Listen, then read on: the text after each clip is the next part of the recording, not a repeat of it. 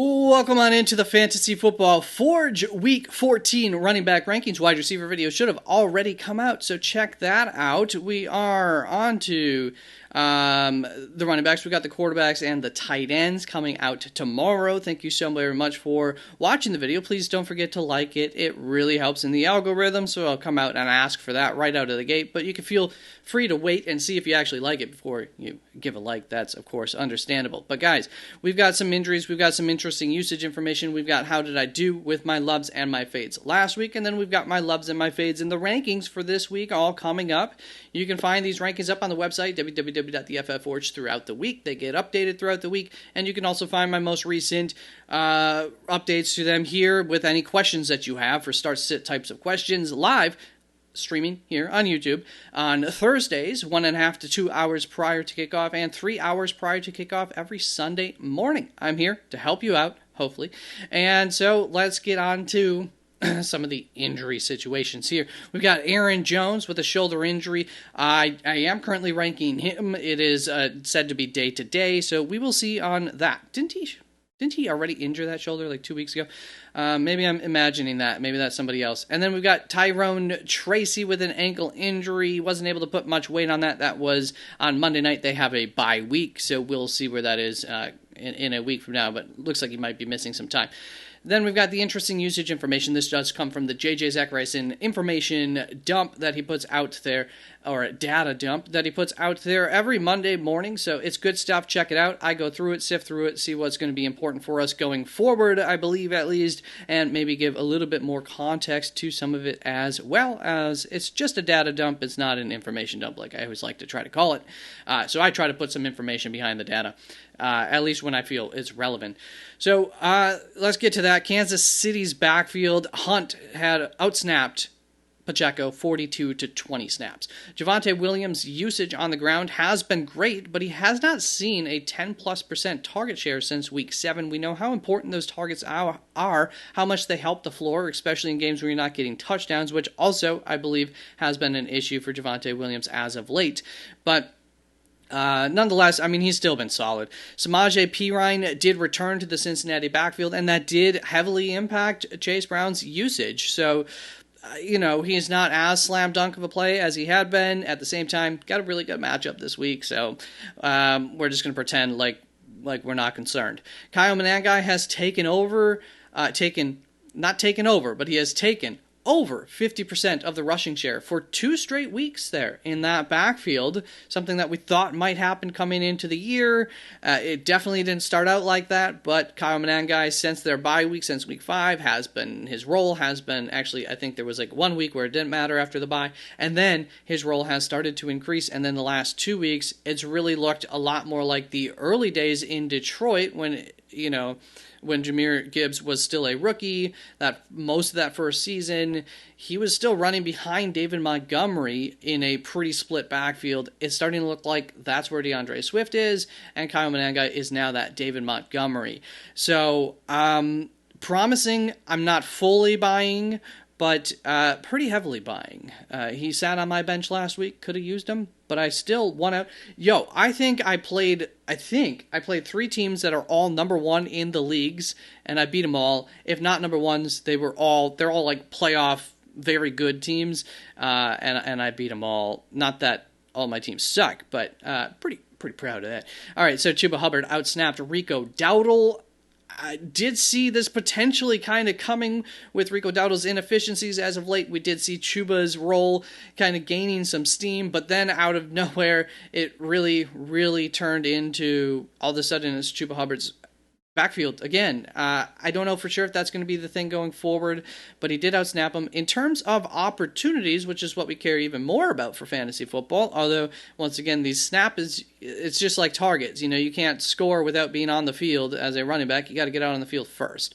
And the less you're out on the field, the less opportunity that you have for opportunities. But when it comes to opportunities, if you're not aware, which you can see on the screen, by the way, this opportunities column, I count targets as 2 opportunities and rushing attempts as 1, because that is statistically how it works out, overcounting targets by a little bit, but not too much.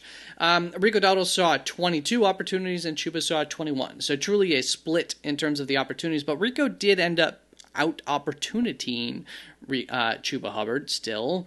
So, we'll see. They're on bye this week. We'll see what happens. We'll try to remember that when we get to the rankings here a week from now. Quinshon Judkins went over 10% target share for the first time since week 4. I remember on Sunday talking about how we can't rely on those targets for him, unfortunately, in terms of an argument back and forth between starting him or somebody else. And then, of course, he comes out and he does get the 3 targets, I think it is, but over 10% target share. First time that he's done that since week 4 with a 13% target share this last week. Ken Walker continues to outsnap Zach Charbonnet. 5th straight week in a row that has happened. It didn't quite feel like that if you're watching that game, especially if you were like me or like the millions of people that I suggested to play Ken Walker. It definitely didn't feel like that because it wasn't quite what I was hoping for. But for 2 weeks in a row, he has been fairly involved in the passing game, and that did help to save the floor for Ken Walker last week, the passing floor. So thank God for that. It wasn't a complete bust, but we'll get to the loves and fades in just a moment. One more interesting usage bit here for RJ Harvey. He shared the backfield more this past week in week 13 than he had in week 11, despite the fact that the outcome is much better because he gets 2 touchdowns. But that would be a concern going forward for RJ Harvey, the fact that usage was pulled back and they decided to get other guys more involved than they had the first opportunity that we had with no J.K. Dobbins there. So we'll see about that going forward. A little hesitant on that. Last week, I loved RJ Harvey, so that ended up coming through. Thank you for the touchdowns, because it wasn't highly efficient or anything like that floor-wise outside of those touchdowns. And then Ken Walker, it just gets you a very, very meager baseline floor. Not a good week. A low-end flex running back, which probably puts you behind several wide receivers, too, in most scoring formats. So, wasn't a great play. Sorry about that, guys. I still stand behind why I loved him, and he still did, still was the one to get more snaps. I would go for it again if we had to. Then we've got my fades, Rico Dowdle and Kareem Hunt, and you know what? They both did worse than Ken Walker, so we got that going for us. Yeah, they weren't very good either.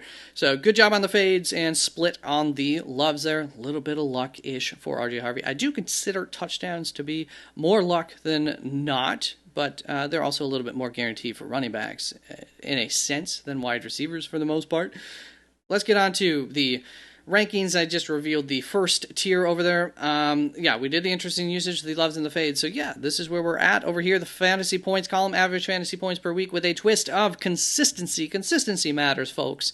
And so I count that. So this is actually on a scale of 0 through 36. What matters the most here in all of these columns is the darker the green, the better. The darker the red, the worse. Once you're at white, that means it's about average for that column this week. Opportunities we covered.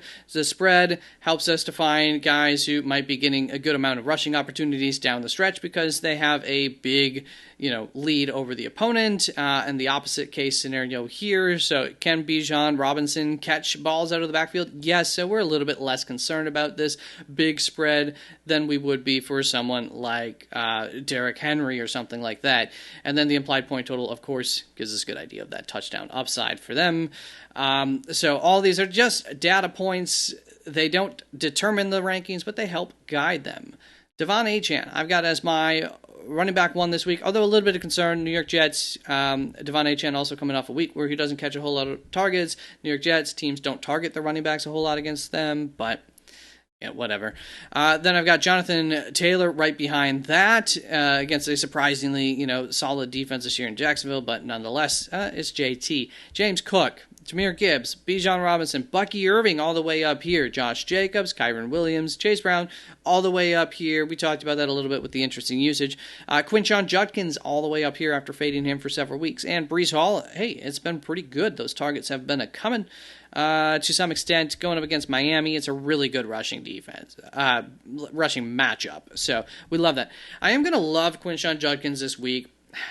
I don't know, some of you, because of how drafts work, he is someone who you might have a lot of good running back options, and so he is someone who you might be able to sit any given week. So that's part of the reason why I'm loving him. Also, I had a little trouble, a lot of the loves this week are right here in this first tier, and to start these guys anyways. But Going up against Tennessee, this has got to be like the only week where Cleveland is the favorite. Look at that. So, yeah, let's go above it. Let's go for it. It's an above average running back matchup as well. You know, I'm feeling as good as I've felt for some time about Quinshon Judkins this week. That's really how it works. There's not too much more to put into that argument there. Let's go on to this second tier of running backs from running back 12 all the way down to running back 21. We've got Derrick Henry at the top of this tier going up against Pittsburgh, so it's not the best running back matchup. I don't know about that Baltimore offense, if they're going to figure things out this week or not. And then we've got Saquon Barkley, Travis Etienne, Javonte Williams, so some concerns with some of these guys. Ken Walker, I would love to put ahead of Javonte Williams. Really bad running back matchup. Travis Etienne, not a good running back matchup. Saquon Barkley, we all know how disappointing that's been.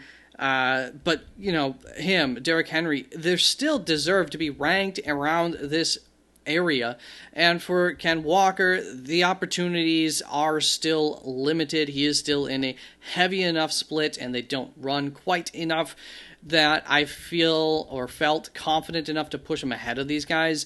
But I wanted to. It's just last week was such a disappointment. If last week had turned out differently, obviously, you know, all these numbers would look a little bit different, and I probably would have pushed him. So very close borderline there, but at the end of the day, I felt like I would probably just I side with the guys who have done a little bit better on the season despite the worst matchups. The implied point totals for them also similar, at least. We got that working for us. RJ Harvey is going to be my first fade of the week going up against Las Vegas. Usage for him, we covered that. It went down, and Las Vegas has been a surprisingly rough running back matchup, at least in terms of the floor. In terms of the yards per carry, they've been stout against the run. Now, teams have still been able to score touchdowns against them on the ground, like at a high rate, one of the highest rates in the NFL, and that has helped to boost up the production of running backs against them. So RJ Harvey, in what ends up being a fairly limited split kind of backfield, I feel like he's probably pretty heavily dependent on, you know, a big play against a defense that doesn't tend to allow the big play to running backs, and dependent on the touchdown as well, in a good situation there, at least touchdown-wise, technically. And they were using him along the goal line this last week, and my scouting on him throughout the offseason for the draft, I did think that he was very efficient along the goal line. I liked how he played on the goal line. I think he's a little bit more willing to go straight forward along the goal line than he tends to be anywhere else on the field. That's the big no-no for him, is he always tries to. He's not willing to just go up the gut. He's always trying to bounce things out, and that can cost you yards. So negative plays are it's kind of like the Ken Walker type of issue, right, for RJ Harvey. Ashton Jeanty, Jaylen Warren, DeAndre Swift, Omarion Hampton, all right behind RJ Harvey there. So that's the rest of that tier. Ashton Jeanty's been getting bailed out. Bailed out's a strong term, but has been getting heavily targeted now, which has been great ever since Brock Bowers returned, oddly enough. Thought that would actually prevent that from happening again. But it's actually been really, really good. So hopefully that will continue, but it's not a good matchup for that to be efficient against Denver. It's just not an area of the field that typically you find too much success against Denver. Last week, tight ends, that area of the field ended up being pretty leaky for, I'd say, like the first time this season.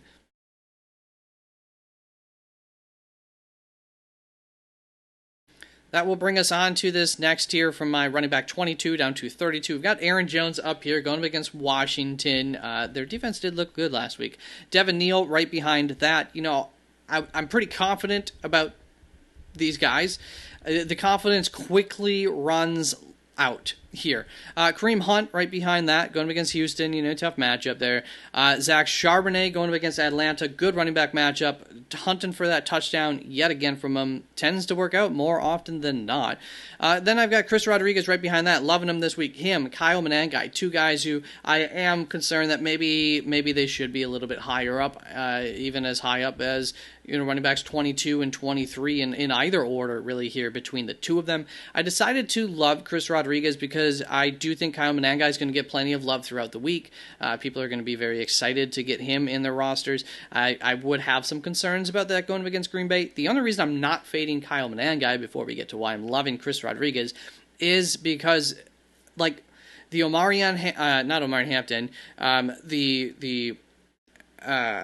the Quinshon Judkins of the world, the power backs have tended to be some of the ones who have put this Green Bay run defense in its place, like twice or three times this year when it's happened.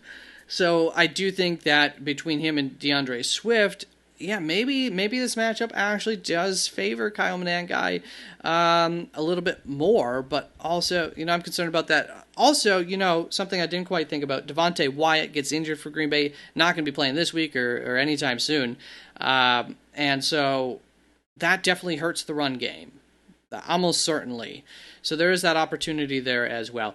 For Chris Rodriguez, why am I loving him? Going up against Minnesota this week, Minnesota has teams have rushed the most against Minnesota with their running backs again, compared to any other team, So a lot of opportunities, and they're tied for the fourth least receptions allowed to running backs per game. I'm sure that's for many, many reasons, but, that's not where Chris Rodriguez thrives. He does thrive at just pounding the ball, so I would expect Washington's going to try to pound the ball here in a game where there's slight favorites against Minnesota, and Chris Rodriguez could find a nice healthy floor through opportunity and hopefully some efficiency there against Minnesota's run D.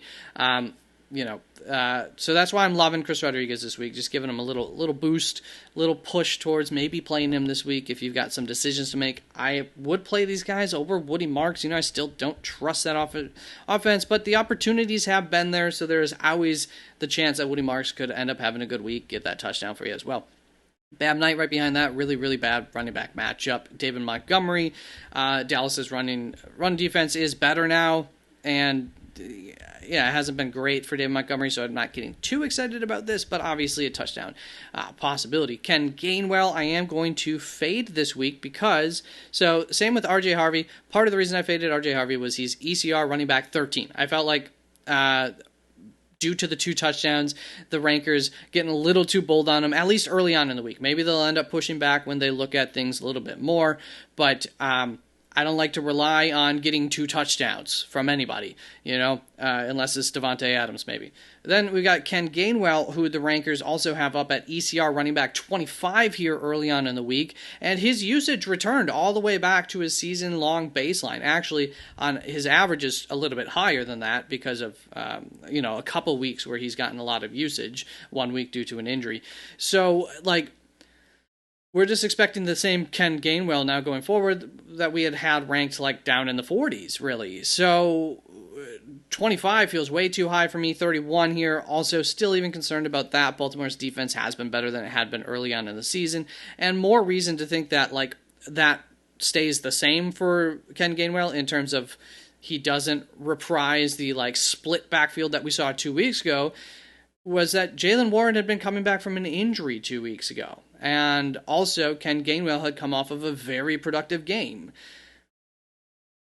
Things have now changed 2 weeks later, and just 1 week later they changed, actually, and now we're coming into 2 weeks later. I'm buying the change. I don't think that this is a true split. I think we're back to where it had been between Jaylen Warren and Ken Gainwell for almost the entirety of the season. Then I've got Tony Pollard at the end there. This is another thing like Woody Marks, where, he gets the opportunities. The opportunities are him and Woody Marks the highest of anybody in this tier so far on average throughout the season. Implied point total is not good, not expecting much, but that floor, it still exists, and he usually tends to hit that floor for you at least. He's not helping you to win the game, but he might help you compared to another running back who busts, or compared to just taking a shot on some of these guys who are total touchdown or bust types of guys. So Michael Carter, Tyjae Spears, Bashal Tutin, Blake Corum, Tyler Algier are going to all fall into this next tier of pretty much no confidence in them, but also I see the upside as to why they might pay off for you if you were to play them. Blake Corum going to be my third love of the week. The only reason I added a third love is I had Quinshon Judkins there really highly. A lot of people are starting him. So one more love of the week, just hunted for that touchdown against Arizona in one of, if not the highest implied point total on the week. The game flow might work towards the rushing attack too here for Los Angeles Rams against Arizona. It's a good area of the field to attack Arizona. Works a little bit better than trying to attack them through the air. So, I feel pretty comfortable if I'm in a situation where I have to play somebody that's not in my top 32, that Blake Corum's not a bad play at all. So, loving him. Samaje Perine, Keaton Mitchell, Jeremy McNichols, Isaiah Pacheco, Kimani Vidal, Jaleel McLaughlin, Rachaad White, Nick Chubb, Jordan Mason. There's always a chance for these guys. They're this is like the 1A and this is the 1B of desperation plays. And then we get into the area where now it's desperation with the rest of these guys, not expecting them to get too many opportunities as they haven't all season long. Justice Hill still not ranking him, which helps the Keaton Mitchell ranking. Hassan Haskins, Alvin Kamara not ranking him, or Trey Benson so far in the week. Of course, that would change the rankings for some other guys if either one of them ends up playing. And I think Mari DeMarcado got put on IR, probably. That's why I have him listed as out. That's it for the running backs. Thank you so very much for tuning on in. I appreciate you. Don't forget to like the video if you made it this far and didn't earlier. And once again, the wide receivers video already came out. Running backs, quarterbacks, tight ends video coming out tomorrow. And there are links in the description to all of the rankings up on the website, www.theffforge.com. Peace out.